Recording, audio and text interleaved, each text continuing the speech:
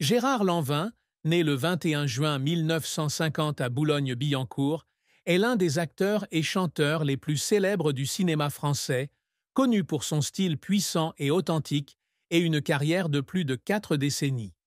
À 74 ans, il s'est illustré avec des rôles dans Le Fils préféré, Le goût des autres et Camping, remportant 2 Césars et devenant un symbole de masculinité et de franchise dans le divertissement français.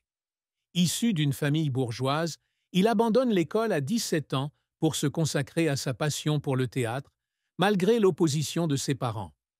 Marié à Dominique Séchant de 1970 à 1980, il rencontre ensuite Jennifer, de son vrai nom Chantal Benoist, ancienne chanteuse de disco, à partir de 1984.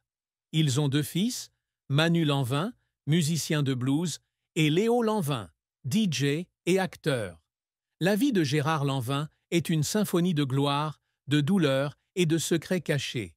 L'histoire d'un homme qui s'est battu sans relâche pour s'imposer sous les feux de la rampe et au cœur de sa famille.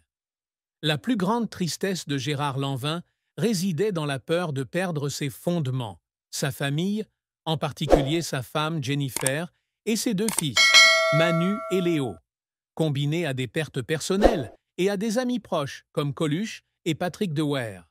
Dans une interview accordée à Psychologie en 2009, il confiait avec franchise « Je ne crains rien d'autre que de perdre mon fond, ce qui me maintient en équilibre.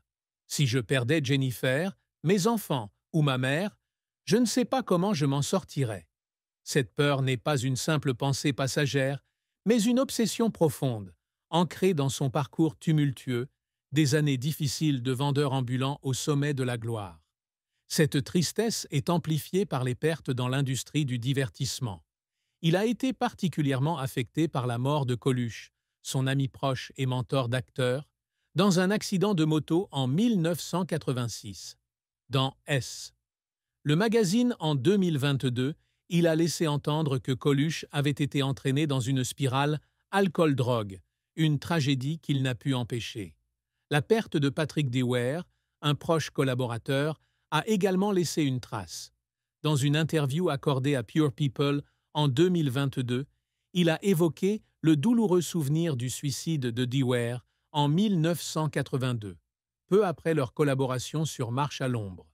Ces pertes l'ont laissé impuissant, comme il l'a dit un jour. Quand on perd des êtres chers, on se demande ce qu'on a fait pour éviter cela. De plus, s'installer à Marrakech en 2014, tout en lui apportant la paix, signifiait également quitter Paris, où il avait bâti sa carrière et ses relations. Il a un jour confié à Téléstar que le rythme parisien lui manquait et qu'il se sentait parfois isolé au Maroc. Cette tristesse, combinée à l'âge et à une santé déclinante, comme lors de son apparition avec un casting dans Vivement Dimanche en 2024, était une ombre silencieuse dans sa vie, qu'il tentait de dissimuler derrière une façade dure. La carrière de Gérard Lanvin est un long cheminement, des jours difficiles à l'apogée du cinéma français, jalonnés de grands succès, d'échecs et de moments douloureux. Né dans une famille bourgeoise de Boulogne-Billancourt, il quitte l'école à 17 ans pour se consacrer à sa passion pour le théâtre, malgré les réticences de ses parents, qui souhaitent qu'il étudie le droit ou le commerce. Pour gagner sa vie, il travaille comme vendeur ambulant, vendant des vêtements d'occasion aux puces de Saint-Ouen, où il rencontre Coluche et Miu Miu, qui vont changer sa vie.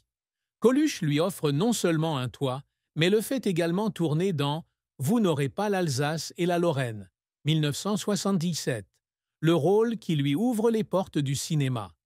Dans les années 1970, il débute dans le café-théâtre, rejoint le Café de la Gare avec Coluche et Martin Lamotte et cofonde La Veuve Pichard, aujourd'hui Théâtre du Point-Virgule. Son interprétation dans Une étrange affaire, 1982, lui vaut le prix Jean Gabin, confirmant son talent. Il devient rapidement le nouveau héros d'action français sur les traces de Jean-Paul Belmondo et d'Alain Delon, avec des films comme Le choix des armes, 1981, Tir groupé, 1982, Le prix du danger, 1983, et Les spécialistes, 1984. Les années 1980 le voient également briller dans la comédie, notamment Marche à l'ombre, 1984, avec Michel Blanc et Mes meilleurs copains, 1989. Ses plus grands succès sont en 1995, avec Le fils préféré, qui lui vaut le César du meilleur acteur, et en 2001 avec Le goût des autres, qui lui vaut le César du meilleur second rôle. Dans les années 2000, il continue de se faire remarquer avec Camping, 2006, L'ennemi public Nézéo 1, 2008, et Les Lyonnais, 2011, tout en s'essayant à la musique, collaborant avec son fils Manu sur l'album Ici-bas, 12-21. Il est récemment apparu dans Balles perdues 3, 2025 sur Netflix. Cependant, sa carrière n'a pas été sans heurts. Dans les années 1970, il essuyait de nombreux refus de rôle en raison de son manque d'expérience